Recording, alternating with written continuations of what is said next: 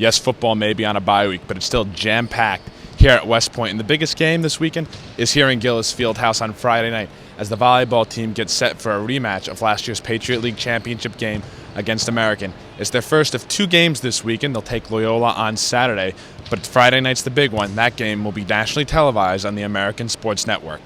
It's going to be huge. I think what we should see is a little bit more calmness this year around. Olivia Fairfield, moving from the right side to the middle, has been doing an incredible job, leads the conference in blocking, and is an incredible teammate out there. So I'm looking forward to seeing her compete in the new position, but as a senior, her leadership is great, and she's a lot more calm this year to lead our team into success. There's another star on the line in the Army-Navy Star Series presented by USAA, this one in golf, as Army and Navy will hit the links this weekend here at West Point. The Black Knights know the biggest thing for them this weekend, it's going to be making the putts, especially those short 5-foot putts. If they're able to knock those down, they should have a good weekend. Anytime you get to play at home, it's a home course advantage. And so for us, it's just a matter of going out and spending a lot of time around the greens, because when it's all said and done, it comes down to making a few putts here, making a few putts there. And so for us, we always have to take advantage of the par 5s. Our length is that's one of our strengths on the team. And so for us, it's keeping the ball in play off the tee and then making those 5-footers when you have to make them. And in the last couple of tournaments that we've played, we've struggled with putting a little bit, and so the focus this week has really been on making 5-footers and in. Sprint football have their second home contest of the season as they take on Mansfield as the Black Knights look to get back in the win column. Last weekend, Army was upset by the University of Pennsylvania, and this weekend knows that their pass game has to be better than it was last week if they're going to get win number 2 on the year.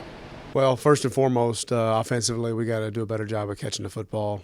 We had 6 drops last week, which didn't help matters. We ran the ball very well, so that was a positive. But just our passing game just needs to improve. And if we can do that, I think we can get back on track. The men's soccer team will look to improve their unbeaten streak to 5 in a row when they take on Lafayette here at Clinton Field on Saturday afternoon. The Black Knights are coming off a win against Sacred Heart, and the game before that, a big win against Navy in their Patriot League opener. The Black Knights look to improve to 2-0 on the year in the Patriot League. I think that it always helps when we have good individual performances.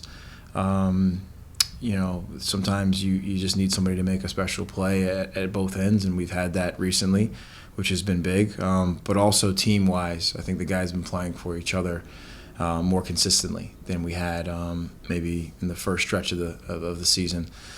And then you just use that momentum, and you use that going into each training session, and then you hopefully into each game. And if that keeps your confidence high, that's the best thing. And if it garners results, it's even better.